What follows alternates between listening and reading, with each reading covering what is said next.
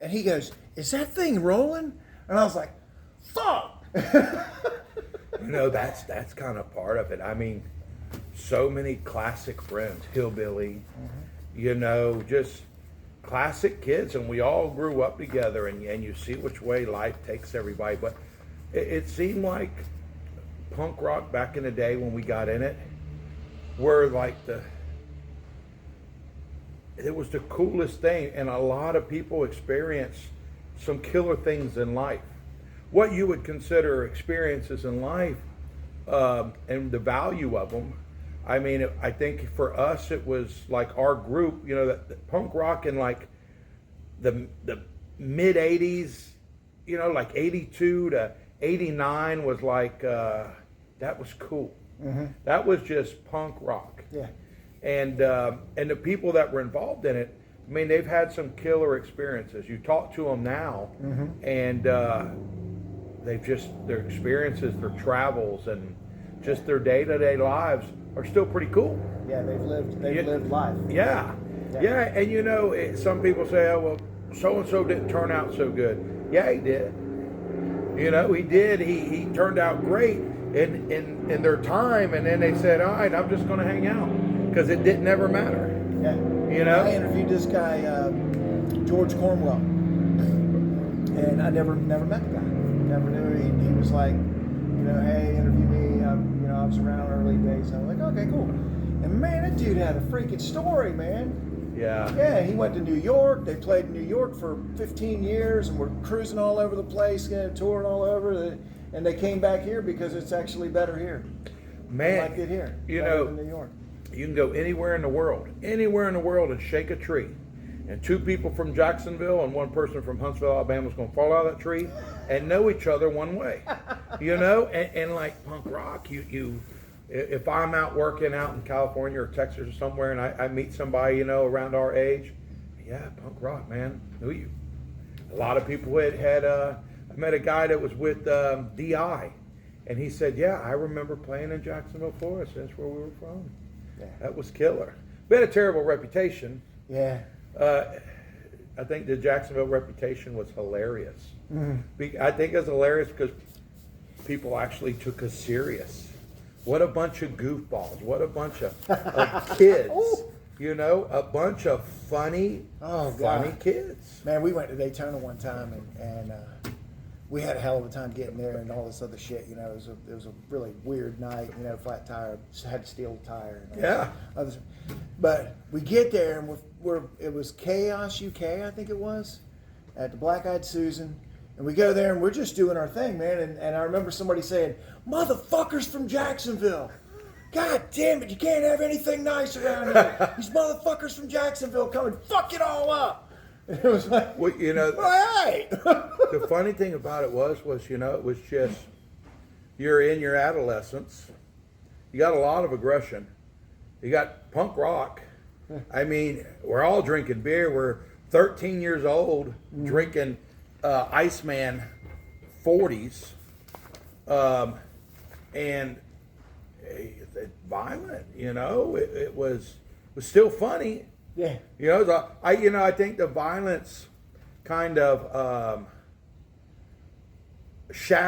put the fun in the shadow. People didn't think about the violence was just a small portion of it, but the funniness was hilarious.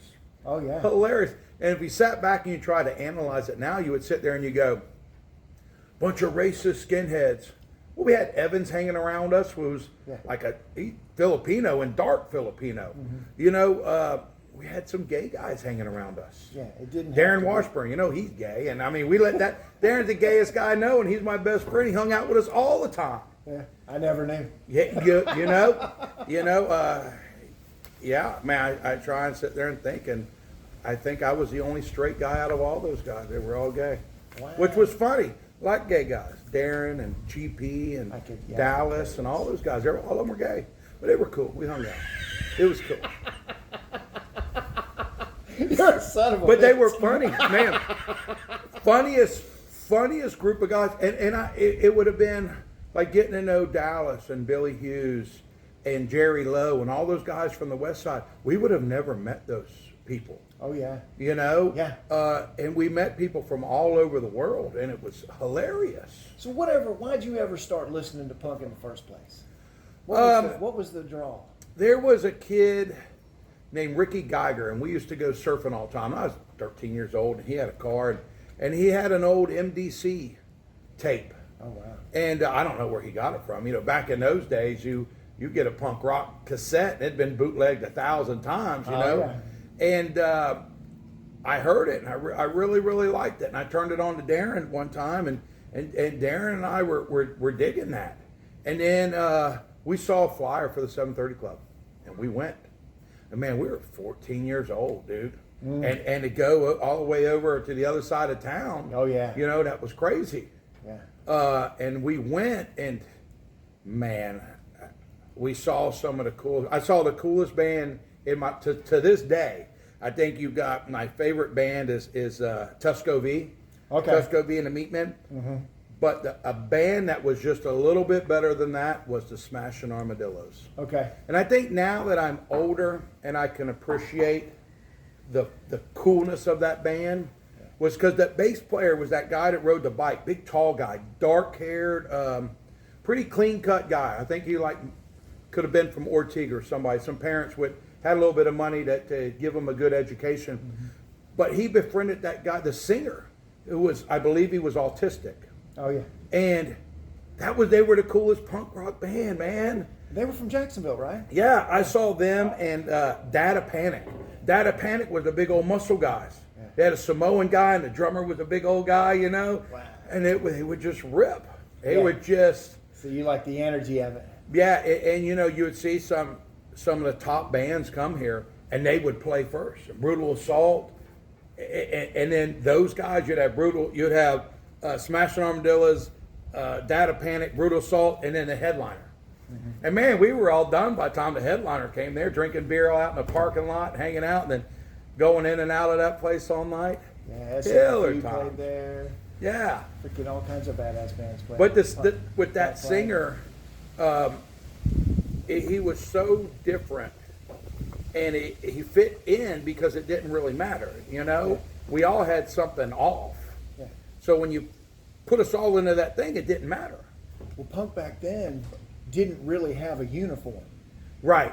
It didn't have a style. It didn't have there at 82 to 84, we were all poor. There was almost no New York hardcore. I mean, No. it was brand spanking new. It hadn't made it here yet.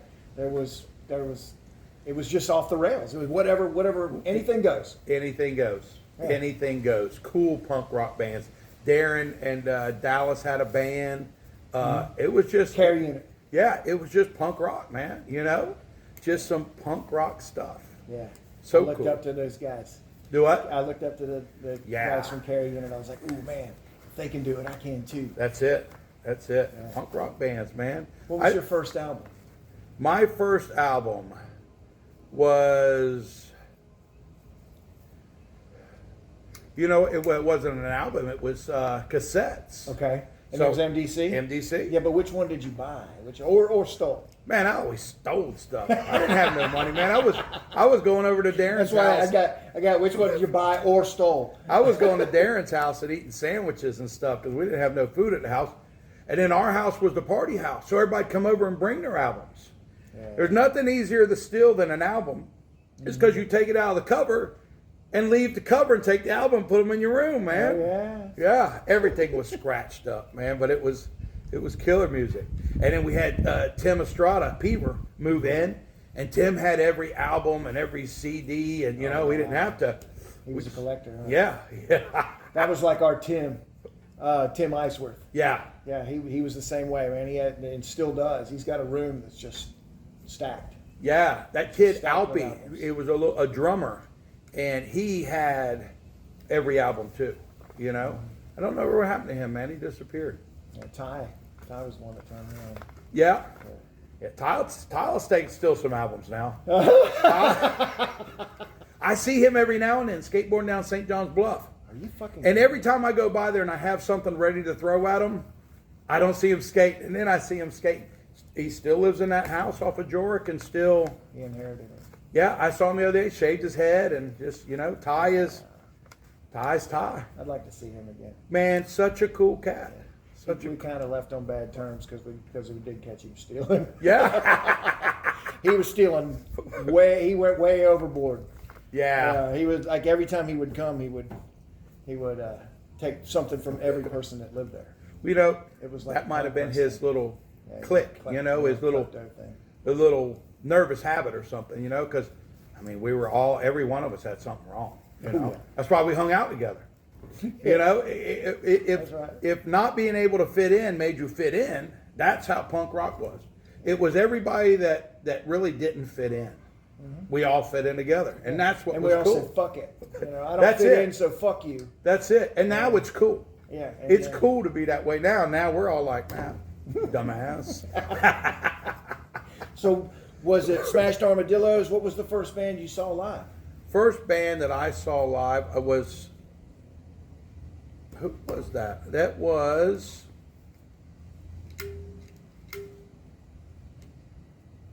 Steve Stiletto and Switchblades.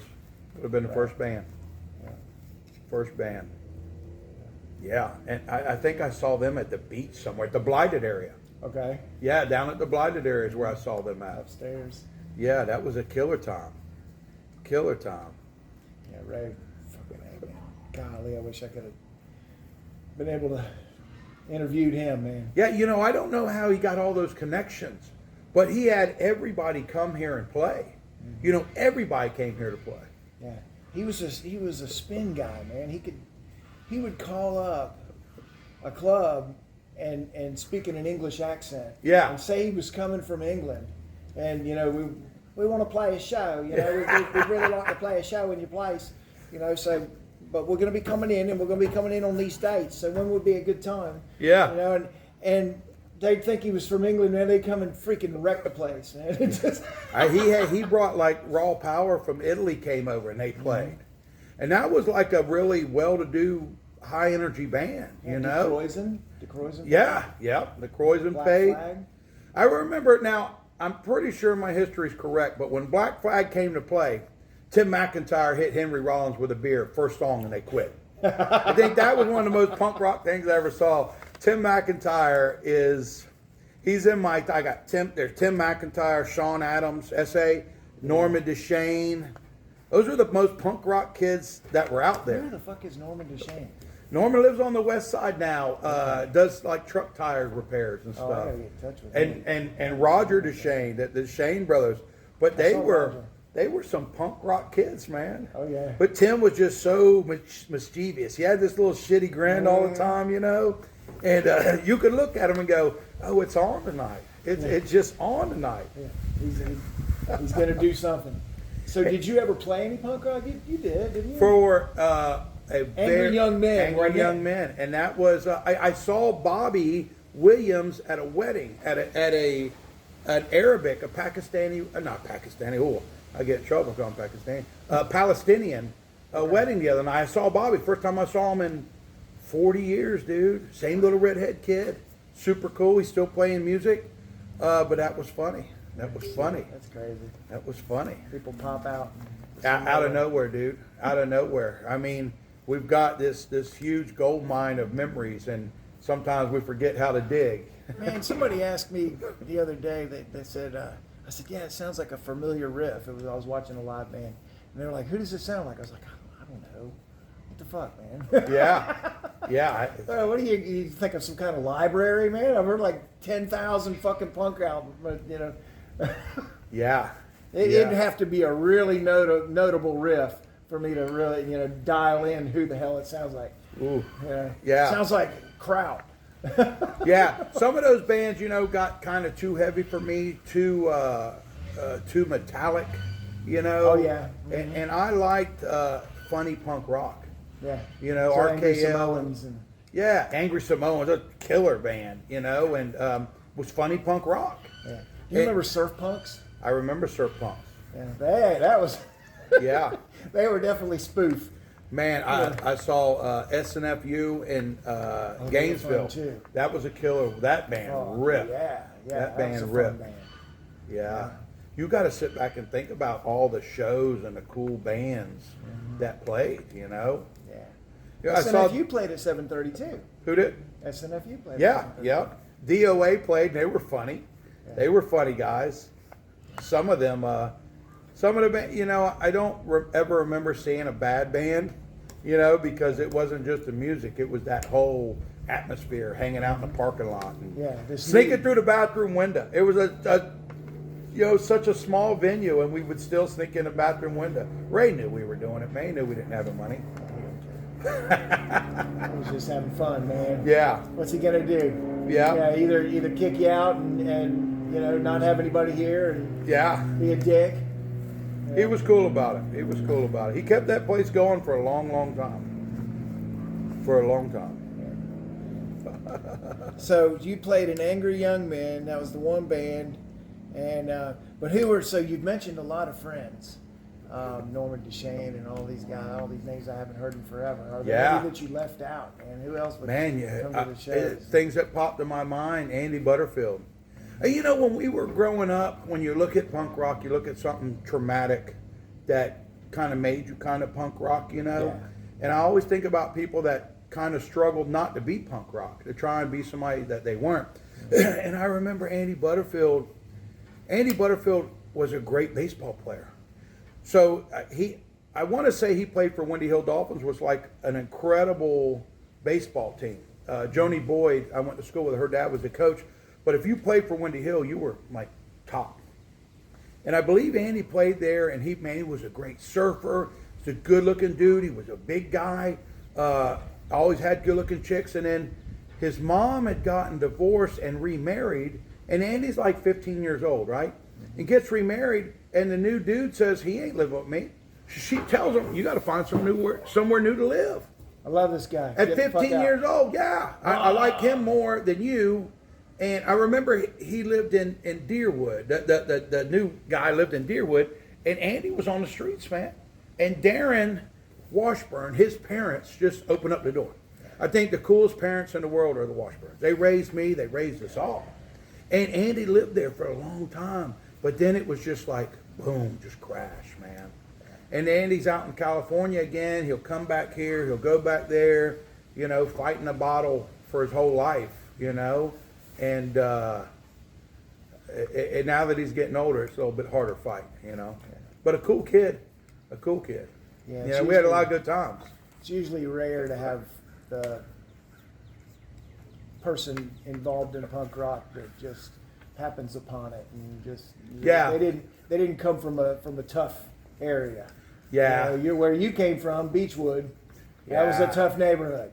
That was a tough, because we had moved here from D.C. Man, I had like long, like blonde hair cut in a bob, right? Mm-hmm. And we moved in down here with all these rednecks. And my brother and I were fighting every day, dude.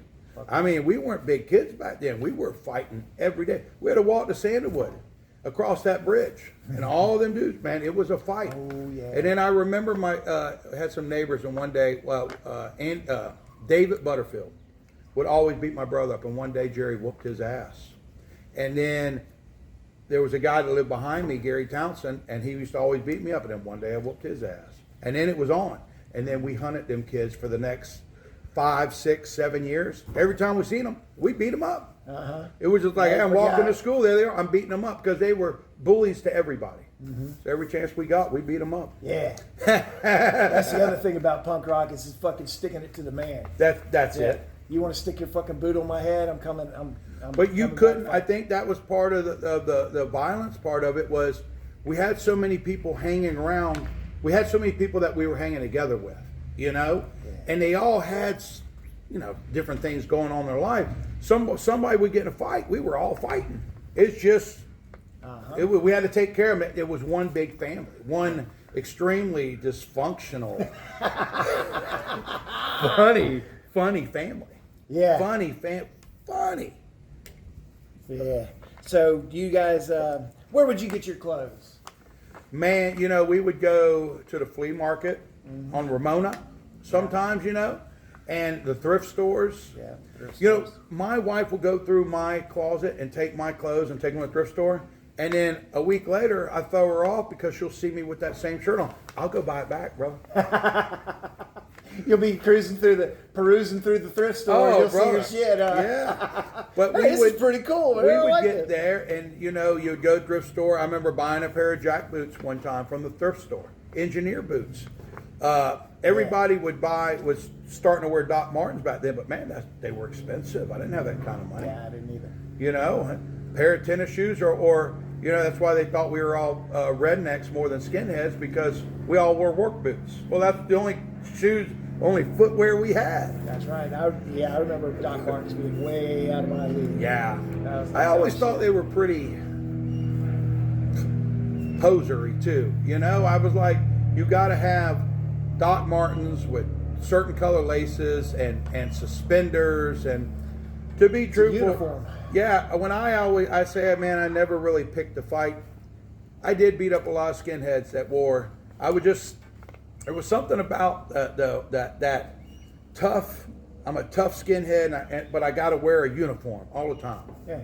I hated that. Yeah, Hated that. I see it now, and I'm like, I try to buck it. I'm like, Yeah. I might wear a punk rock T-shirt, but I'm not wearing the damn studded jacket. Yeah, when you did buy a punk rock T-shirt, man, you took care of it. You're never gonna get another one. We used to make them too. Oh yeah. With paint markers. Well, you know, there was cool kids hanging out too that could make cool clothes and stuff. You know, that was pretty cool. Yeah. There was a lot of artistic people hanging around with that group. It was pretty cool. Absolutely. Yeah. Yeah, the artists were definitely in the mix. Yeah, and some of them you didn't even know because it was kind of, you know, it wasn't popular. So we were talking about this earlier. I don't know if I even put the film on or whatever, but we would look for flyers, Right. and then how would you find out about bands? How would you find? You know, they would always. Some of the flyers would say, "Don't tell anybody from Jacksonville." But we knew we had a lot of our friends that were going to college in Gainesville, you know, or I dated this girl named Lola down in Orlando, and she would always call, "Hey, there's a show coming," you know, and here, you know, with Dallas and all those guys in Brutal Assault, they always told us where the shows were, you know. And half the time you go to some dirt club, you didn't know if it was going to be open or not. We just hung out in the parking lot and drank beer. Yeah. You know? Because you could do it over there then. Yeah. Yeah, now you'd get arrested. Yeah. And Riverside's all American Legion halls and stuff like that. It was pretty cool. But it was word of mouth, you know. You got to be good at sniffing stuff out. You didn't have phones or internet or anything like that. We didn't have Facebook. So you were pretty self-resilient about finding out where a show was or a party was. It's you so know? easy now. Yeah. You just look up, Underbelly or whatever the fuck it's called now, Albatross. Yeah. Okay, what's Albatross doing? Oh, let's look at their dates. Look at it. What shows are easy playing? now. Mm-hmm. When my wife, when I left Honduras and I moved back, my wife, the paperwork, I was a government employee, but it still took 6 months to get my wife's paperwork. So I came back to get established, and my wife came back, and the very first night we went to the Milk Bar and saw the Meat Man. Oh, hell yeah. Yeah. I was probably at that show. That was a killer show. Yeah, I remember that. My show. wife didn't dig it. You know, my wife's very, very conservative and Yeah. refined, and she was like, "You're friends." I was like, "Oh, you just get your first night, baby. Wait till you meet What have I done? Wait till you meet all my Holy friends." shit. Yeah. What is this Jacksonville place? Oh my fuck. gosh. Yeah. And where'd she come from? She's from Honduras. Okay, yeah. Yeah. That's a big culture shock. Oh yeah. Real big culture shock. Wow. Yeah. And then, you know, when my wife moved here, she kind of found out who I was, because, you know, it was the reputation of growing up and being a skinhead and all that. You know, people think of skinhead and, you know, and the Nazism and stuff like that back at that time. Well, hell, I was in the Peace Corps. When I left here, I went to the Peace Corps, and that's where I met my wife.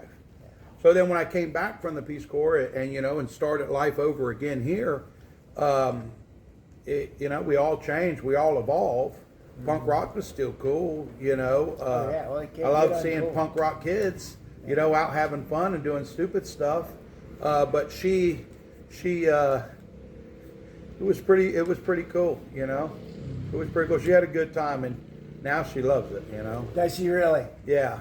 She finally found the groove. Yeah, she found the groove. She Awesome. found the groove. So so we talked about Ray. What are some other people that we cannot interview because it's too late? They Man. passed on. Frank What's- Bago. Huh? Frank Bago. is one Frank that comes to Bago. mind. Yeah. He was actually, Frank was he was on my fucking list. Frank was a cool. I saw Frank 2 or 3 weeks before he died. I saw him about a month. Yeah, I got a condo at the Show. beach, and I was going to the condo, and I saw him. I said, Frank, and we sat there and we were laughing for a few minutes, man. Mm-hmm. You know, I plastered his skateboard pool he had at his house. Really? And then I was down in Costa Rica doing a job, and I saw him down there when he was living there for a while. You know, he was. Yeah, he was watching a house or something, right? Yeah. Got Joey Vogel that Yeah. passed away. Remember that guy? I believe it was Joe Brown or something that shot himself. No. Shot himself in the head, but I think he killed his girlfriend too with a shotgun. Yeah, we had some mass murderers in the group. No family's complete without the mass murderers, right? You ain't kidding. You ain't kidding. I'm trying to think of all the people that have gone. You know, we're a pretty healthy bunch. You know, a life of debauchery is good for you. It seems. Pushing. Yeah. And my brother passed away. Trying to think who else is gone. Man, we're like cockroaches, you know. You just can't kill us. That's right. Yeah, Yeah. that's crazy. Bo died. I don't know if you remember Bo From San Francisco? from San Francisco. Yeah. He died a long time ago. Yeah. I was friends with him on Facebook towards the latter part. He was a nice guy. Him and Jimmy, they moved out here together. Different, you know, but everybody was different. It was hard at that time to be from Jacksonville and meet somebody that was from somewhere else, because we've got a pretty cool, pretty tight culture. You know, for somebody to be from outside, or we're from San Francisco, we don't care. Yeah. You know. What the fuck is that? Yeah. It ain't Jacksonville, so it don't matter. Yeah.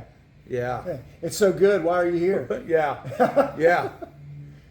Yeah, if it's so fucking good, what the hell are you doing? I remember those guys when they came here, and they had the uniforms, the skinhead uniforms, and they had a buddy named Dagger, and Dagger came down to stay with them. And I remember my brother bought a new car, and Dagger, we were out drinking one night, we dropped Dagger off, and he kicked it, and Jerry got out and beat him up. Whoa. Dagger. Kicked his fucking car? Yeah, Dagger, and there's just all kinds of just crazy stories like that, just out of the blue, from a great night to beating up Dagger. Yeah. You know? Yeah, I had Jason Larson. My daughter's mom bought a brand new car, a Honda Civic, and he's got the studded jacket. And she backs out like this, and he comes running up and does this stuntman roll up the hood with his fucking studded leather jacket, man. I jumped out, I'm like, you motherfucker! Ah!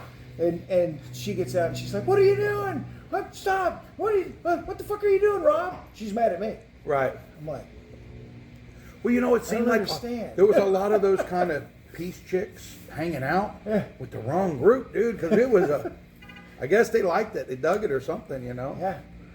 They had an alter ego Woo. going on. Yeah, their shadow. Yeah, that was funny. So who's the next one up for interview? Man. So I know Norman. He's definitely on my radar. You know, Scott Tunis's name, Scott Ludden's name came up the other night at the same Palestinian wedding. Okay. Tunis. You remember Tunis? Yes. He always wore that I remember short Tunis. mohawk, like we call him slee stack. Okay. He had that convertible Rambler. He was a cool cat. I remember Tunis, but he wasn't. What Yeah, real quiet and remember the reserved. He was a funny guy. So get me in touch with Tunis. I need, Do you know how to get in touch with Norman too? I do. I can get Norman's number. Our friend Gene Gillespie still talks with Norman. Norman just like disappeared, you know? Trying to find Blaine Cruz. Yeah, I haven't seen Georgia. I hadn't even thought about Blaine Cruz, the Blaine Cruz band. Now, he was funny. He was funny. Billy Hughes. Billy worked with Dallas. me with a while. Dallas worked with me for a while, and Dallas is in Georgia now. Dallas is a walk-in encyclopedia of punk rock funny things. Okay. And he is hilarious. Yeah. Dallas is one of the funniest people I ever met. I saw Dallas, I don't know, a couple years ago, I guess, at Kona. Yeah, He was hanging out at Kona. It was some kind of show. I think you were there too. probably. It was something special because there was a lot of people there. Yeah. It was a packed show. It was all up and down, cars up and down. Have you interviewed Tim McIntyre? Yes. What about Alan, Big Al? Alan, big redheaded Alan? You don't remember him? Uh-uh. He was in the Kings of Hell and stuff like that. Okay. Alan Paulson. He's a very, from the beach, very funny guy, you know? Yeah, send them on to me. Yeah, I want yeah. to. There's a whole bunch. There's still a lot of people out there, you Yeah, know? we need to just, I'm kind of trying to do one a month. But that's not. The it's stories, not you know, it's verbal history, man, you know? Verbal history. I don't think people understood how much Jacksonville was in the middle of punk rock. At 730 Club, it was like, there's a lot of cool bands. And it was early too. It wasn't like we were jumping on the bandwagon. Yeah. Yeah. It was around early. I mean, Tommy Southern Berlin, punk rock was non-existent, you know? Yeah. Tommy Berlin was the first interview. Right. And he started in '79, and was talking about the different bands that were around in '79 Yeah. in Jacksonville. They were playing punk. Yeah, and I was like, wow, okay. Well, that's early. Yeah. Yeah, 79, man, you're coming out of, yeah, that's like right when kind of new wave was starting, you know? And that's kind of how it started. It was a new wave thing, and then there, a little bit punk, a little bit raucous. Yeah. Yeah. Have you interviewed Pat Mullins yet? Yeah, I've got Pat Mullis already. Yeah, he's a funny guy. He worked with me for a while. He's down in Miami. Is So, he? Yeah, we'll knock